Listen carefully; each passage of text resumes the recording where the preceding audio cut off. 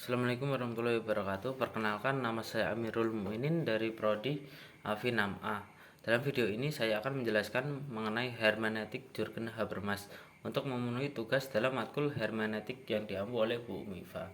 Langsung saja pada biografi Jurgen Habermas. Jurgen Habermas adalah seorang filsuf asal Jerman yang lahir pada 18 Juni 1992. Beliau adalah seorang filsuf yang paling berpengaruh di abad kontemporer. Jurgen Habermas terkenal karena teori tindakan komunikatif dan gagasannya tentang ruang publik. Ia menekankan pentingnya komunikasi rasional dan demokratis dalam membentuk masyarakat yang adil dan inklusif. Beberapa konsep dari pemikirannya, yang pertama yaitu komunikasi bebas dominasi, yaitu komunikasi ideal seharusnya terbebas dari tekanan atau manipulasi. Lalu yang kedua, diskursus etika, yaitu norma sosial harus diuji melalui argumentasi secara rasional dalam ruang publik. Dan yang ketiga ialah modernitas, sebagai proyek yang belum selesai dari Jurgen Habermas. Habermas percaya bahwa cita-cita modernitas seperti rasionalitas, kebebasan, dan demokrasi masih relevan dan harus terus diperjuangkan.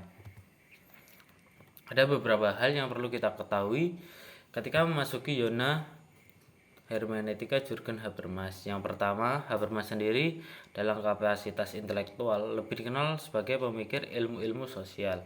Kedua, Habermas adalah seorang filosof yang berusaha mengawinkan dimensi teori dan praksis melalui perspektif hermeneutika.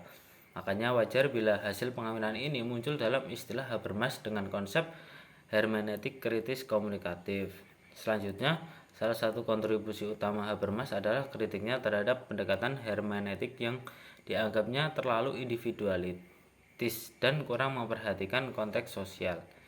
Habermas berargumen bahwa pemahaman bukanlah proses interpretasi individual yang terisolasi, melainkan proses intersubjektif yang melibatkan dialog dan negosiasi makna di antara para pelaku sosial. Teori tindakan komunikatif menjadi kunci dalam memahami hermeneutika Habermas. Teori ini menekankan peran bahasa sebagai media untuk mencapai pemahaman dan konsensus, di mana klaim kebenaran dan kewajaran diuji dan dinegosiasikan secara rasional. Selanjutnya, hermeneutika Habermas barangkali merupakan sebuah terobosan baru untuk menjembatani ketegangan antara objektivitas dengan subjektivitas, antara idealitas dengan realitas, antara yang teoritis dengan yang praktis. Dan inilah sebuah prestasi dari Jurgen Habermas dalam disiplin hermeneutika. Hermeneutika yang pada awalnya berkutat pada wilayah idealisme oleh Jurgen Habermas ditarik secara paksa untuk turun dan memahami lapangan realisme empiris. Selanjutnya, hermeneutika Jurgen Habermas. Salah satu pembelajaran yang dapat kita ambil dari Habermas adalah mengenai proyek peradaban kritis komunikatif. Hermeneutika menurut Jurgen Habermas adalah dialektis, di mana baik subjek maupun objek memiliki hak untuk mengajukan pandangan mereka secara terbuka. Tidak ada dominasi karena ada kritik konstruktif dinamis yang saling berjalan. Hasil pemikiran Jurgen Habermas ini merupakan sebuah perbaikan dari kebuntuan pemikiran Horkheimer dalam merumuskan filsafat kritis. Sehingga dalam hal ini, Jurgen Habermas mencoba membangun kerangka epistemologi dan metodologis para pemikir sebelumnya, karena menurutnya hanya berfokus pada filsafat kritis. Hal ini membuat tulisan Habermas tidak membicarakan hermeneutika secara khusus. Dalam metode hermeneutiknya, Habermas membedakan antara pemahaman dan penjelasan. Kemudian ia menjabarkan bahwasannya kita tidak dapat mampu memahami semua fakta secara penuh, karena terdapat beberapa fakta yang tidak dapat diinterpretasi, karena di dalam sebuah fakta terdapat makna yang tidak dapat dianalisis secara mendalam. Maka dari itu, dalam hal ini konsepsi hermeneutika milik Habermas merupakan sebuah hermeneutik sosiokritis yang berangkat dari bagian epistemologi pikiran dan pemahaman manusia, maupun dari bagian metodologi dan pendekatan komunikatif, baik dalam teks, tradisi, maupun institusi masyarakat. Selanjutnya, konstruksi dari hermeneutika Jurgen Habermas membentuk beberapa metode pemahaman dan jenis pemahaman. Dalam metode memahami, Habermas membedakan antara pemahaman dan penjelasan. Ia memperingatkan kita bahwa kita tidak dapat memahami sepenuhnya makna sebuah fakta, sebab ada juga fakta yang tidak dapat diinterpretasi. Bahkan kita tidak dapat menginterpretasikan fakta-fakta secara tuntas. Habermas menyatakan bahwa selalu ada makna yang bersifat lebih yang tidak dapat dijangkau oleh interpretasi, yaitu yang terdapat di dalam hal-hal yang bersifat tidak teranalisiskan, tidak dapat dijabarkan, bahkan di luar pikiran kita. Semua hal tersebut mengalir secara terus-menerus dalam hidup kita. Pemahaman hermeneutika sedikit berbeda dari jenis pemahaman yang lain, sebab pemahaman hermeneutika diarahkan pada konteks tradisional tentang makna. Habermas membicarakan tentang pemahaman monologis atas makna, yaitu pemahaman yang tidak melibatkan hubungan-hubungan faktual, tetapi mencakup bahasa-bahasa murni, seperti misalnya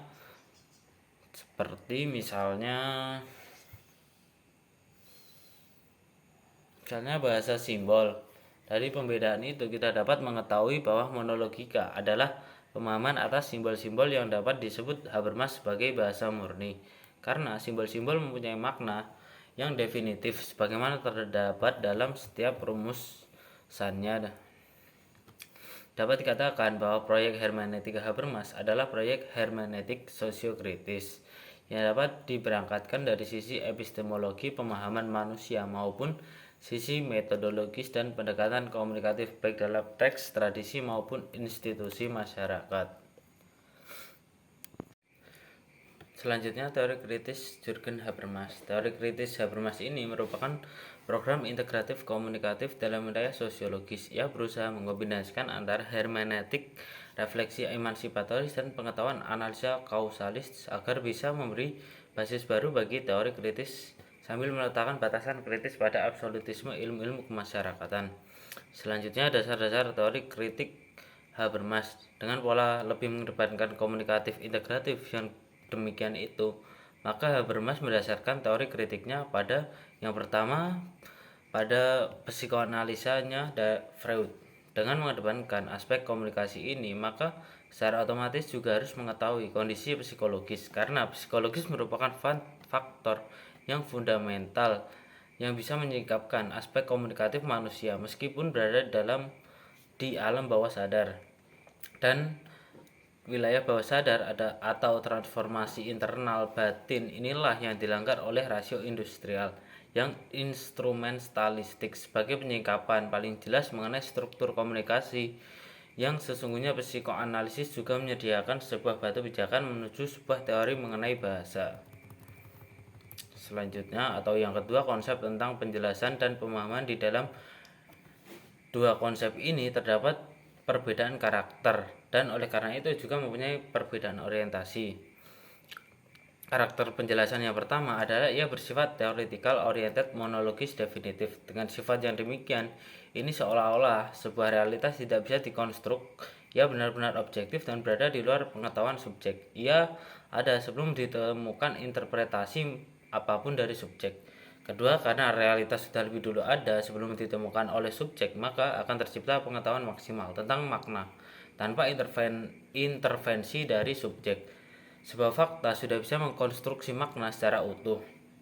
Selanjutnya ketiga, tapi meskipun di dalamnya sudah terdapat makna secara utuh, bukan berarti itu merupakan hal yang final. Harus diketahui bahwa setiap kebenaran pasti ada salah dan kurangnya. Dan teori kritis adalah mencari sisa kekurangan dan kesalahannya tadi. Dari ketiga karakter tersebut, Jürgen Habermas ingin menunjukkan bahwa ada objektifikasi dan otonomi sebuah fakta. Makna fakta menjadi tak tersentuh.